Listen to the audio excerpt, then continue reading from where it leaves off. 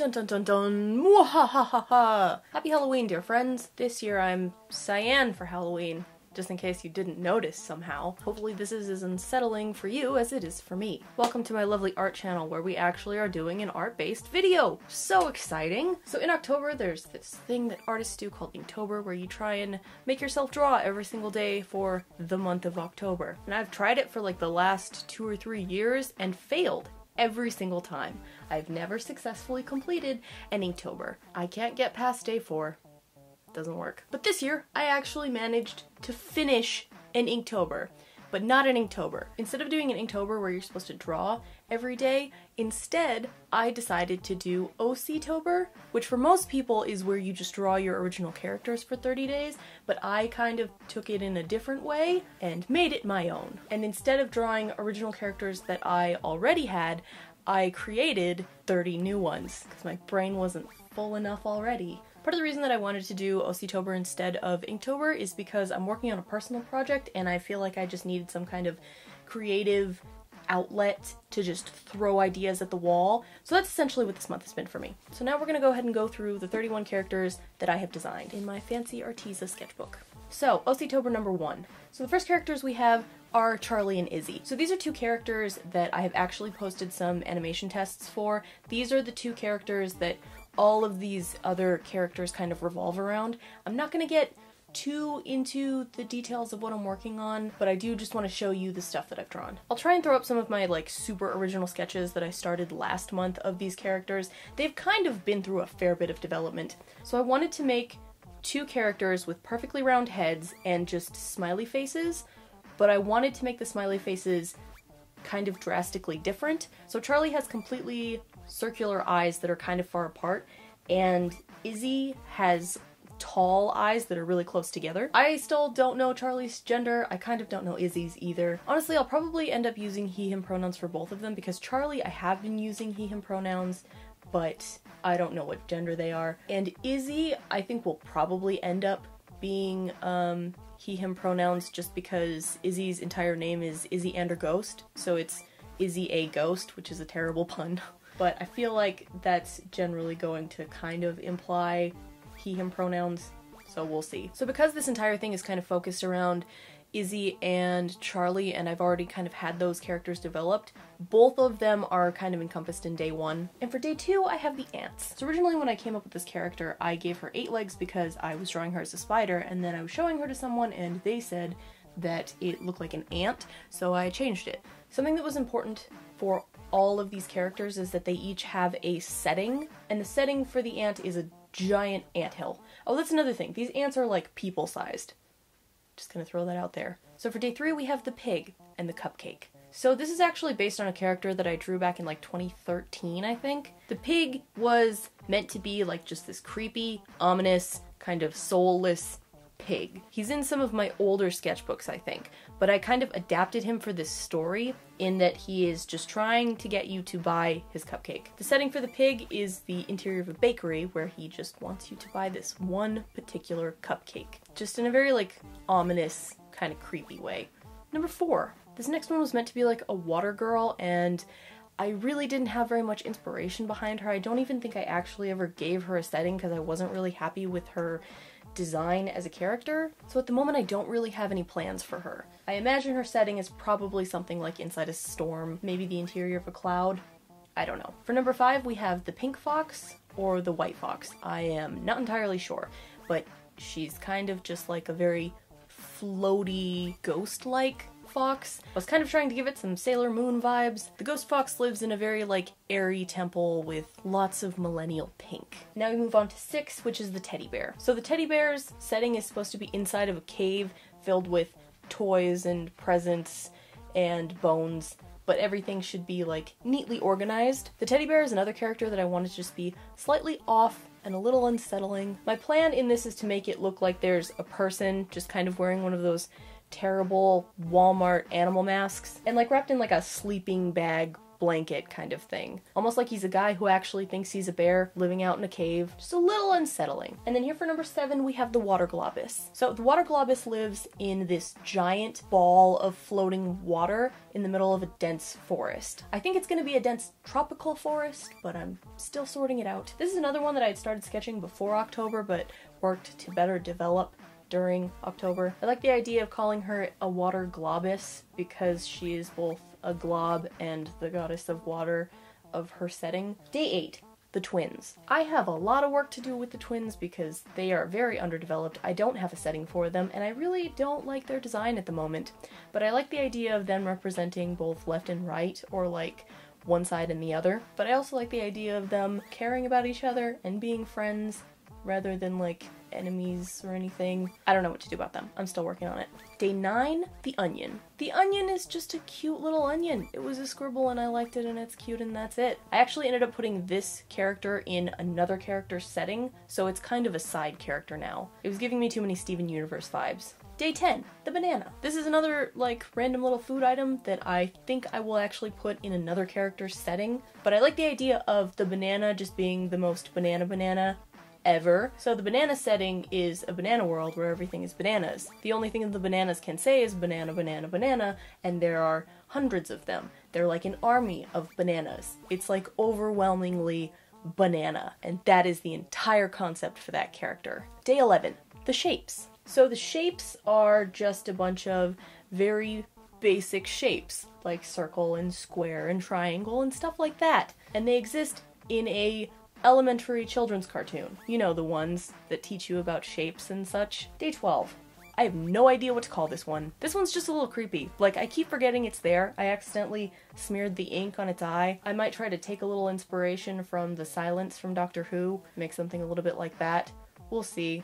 I imagine their world is just kind of darkness. 13, the slime. So the main reason that I made the slime was to try and develop some kind of alternative walk cycle that I could animate. So I developed a very simple character that only takes 4 lines to draw. A circle, 2 eyes, and a squiggle. The slime still does not have a setting. Maybe it's like inside of a giant jello cube. Number 14, Bip and Bop. Bip and Bop are adorable. I love them. Bip and Bop are some of my favorite characters that I developed this month. They're really cute. They're just an adorable married couple. I can't remember which is which, but I do have it written somewhere else. Anyway, the smaller one is like this really sweet husband, and the bigger one that walks around is like the wife. And they just have a farm where they just do chores and live a happy life, and that's their whole setting. They're just a happy couple. I like the idea of, I think it's Bip, the one on the top, to have like a very deep masculine voice, and then for the other character to have like a very nice feminine voice. They're just really cute. I really like them. Day 15, the teeth. I'm just kind of obsessed with teeth right now. I don't know why. Teeth are cool. Teeth are interesting. Teeth are weird. And so these are the teeth. They have long spindly legs and a single eyeball. And at night when it's time to go to sleep, they just dig into the ground and nestle up next to each other. And it's very creepy. So I guess the setting for this would be, what? Like on a strange pink planet that looks like the inside of a mouth, maybe? I don't know. That's something I'll figure out later. Number 16, the worm. So I imagine the worm to just be this very lonely creature that exists inside of the ground. Their setting is a really large field. My idea surrounding the worm is that Charlie and Izzy will go to this field and the worm doesn't want to let them leave. The worm decides it wants to keep them, to play with them forever, and they have to try and escape. The worm is another one that I imagine having like no lip syncing, just like a straight face that is slightly unsettling. I think unsettling is the word for this month. Day 17, the heartbeat. So this one I imagine being kind of like very Valentine's-y. I don't think this character speaks at all. Her setting is very pink and red and full of hearts and very like, what, inside of a candy box, kind of. She's meant to be just a very cute little child who's very shy and timid and runs away a lot and just wants friends. Day 18, the cat box. So the cat box is kind of just like a Jack-in-the-Box cat hybrid. So it's just the head of a cat kind of like on a long spindly snake string thing that pops out of a box. But it exists in the cat box forest, which is just a place full of boxes, many boxes, cat boxes, and you never know which ones are cat boxes and which ones are just boxes. I kind of like the idea of them being like hermit crabs, and at the end of their little snake thing they have like little spider legs that they just kind of like crawl out of the boxes and then go and find a bigger box that they like better. Yes, unsettling is my aesthetic. Number 19, the Mime. The Mime is another character that doesn't talk. Their setting is this huge carnival world that's nothing but rides and prizes and neon signs and stuff. It's just a very fun thing for Izzy and Charlie to interact with. Grand old fun time. Number 20. I'm either going to call him the Bubble Boy or the Internet. So this little guy is a character who exists inside of the Internet outside of time. And he is the one who runs the entire Internet. So anytime someone goes online and searches for something, he gets this bubble that's full of the information that needs to be delivered, and then he takes it through the pipes to where it needs to go, and then comes back and collects the next one.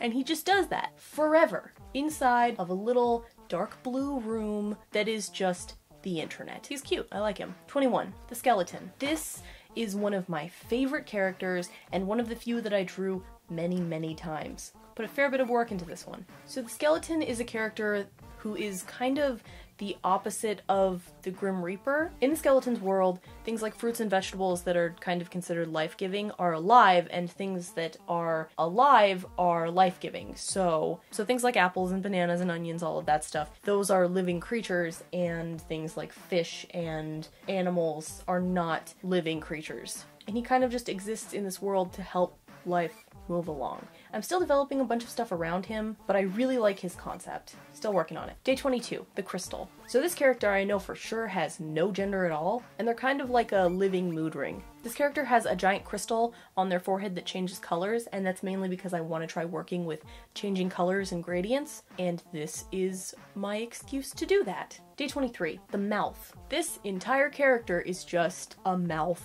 Just a giant mouth on a giant wall, and all of his expressions are conveyed by being a mouth. I think he just kind of exists on an empty plane in reality. At the moment he doesn't really have a name other than the Mouth, and so it will be. Day 24, the TV. So the setting for this character is just a creepy 70s living room where everything is sepia and coffee stained. The time of car phones and AM radio. So this is another one that's a little creepy.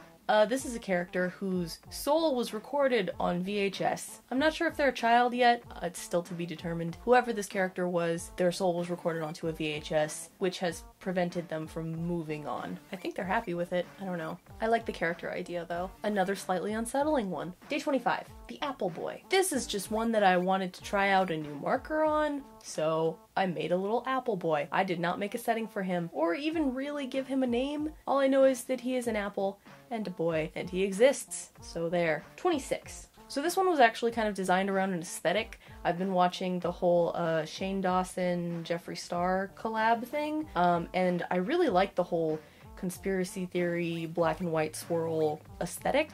So I kind of wanted to make a little like hypno character. He's kind of a visually complex character, so I'm probably not going to actually do anything with him. He's kind of complicated. But I imagine he exists in a world that is full of black and white swirls. High contrast. Lots of stuff. Moving on. Number 27.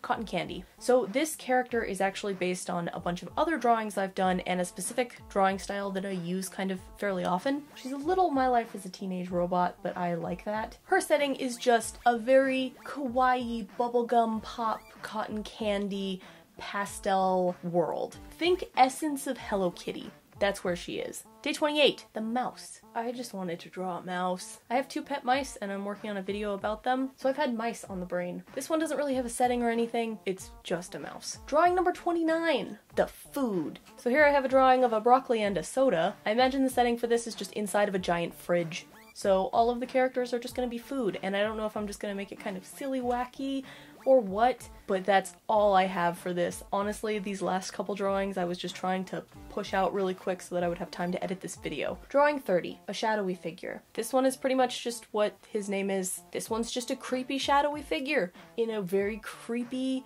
I don't know, maybe woods, haunted cabin kind of area. This one is just pure horror film inspiration. I think he moves through the shadows, and all you ever really see is his face and mouth and claws. He's just really creepy. And finally, drawing 31, the crocodile. And last but not least, we have a gentleman alligator. This was purely inspired by a game called Later Alligator that just came out. I definitely recommend going to watch the trailer just because the animation style is great. It was made by two of my favorite animators, the ones who made like my all-time favorite internet cartoon, Batman Piderman. They're amazing. I love them. That being said, we're done. Thank goodness. I've never completed one of these things in my life. This is the first one I've ever been able to actually complete, and I'm very proud of myself. I'm happy with a lot of these characters. A bunch of these characters I'm not going to use, but some of them I absolutely will because I love the random concepts that I was able to come up with